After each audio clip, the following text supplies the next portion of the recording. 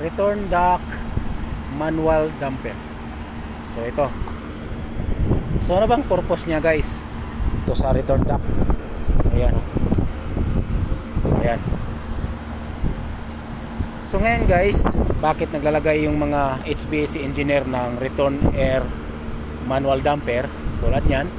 So ang function niya or ang purpose niya para pwede tayong mag-minimize or magbawas ng return air pabalik sa unit. Okay? Dahil pag sobrang lakas ng return air pabalik sa unit, guys, hindi na ma-reach yung setting ng thermostat dun sa loob ng mga opisina.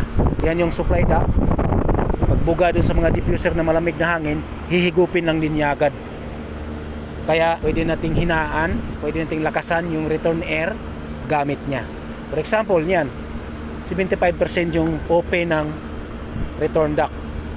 Pag bubuksan natin ng 100%, ibig sabihin mabilis lang yung balik ng malamig na hangin. Kailangan kasi na makasirculate ng maayos yung malamig na hangin sa loob ng mga opisina bago makabalik dito sa unit. Okay? Dahil pag buga ng supply air na malamig, tapos hihigupin lang din niya agad dito pabalik sa unit, hindi lalamig yung kwarto. Kailangan na makasirculate ng maayos yung malamig na hangin sa loob ng opisina bago makabalik dito sa unit. Kaya meron siyang return air manual damper. Okay? O, pwede mo pang hinaan, bawasan mo pa yan. So ganun lang yung function or ang purpose niya kung bakit mayroong ganyan, para pwede tayong magbawas ng return volume air. Pwede rin nating palakasin yung volume air pabalik dito sa unit. Okay? So yan lang yung simpleng explanation niya.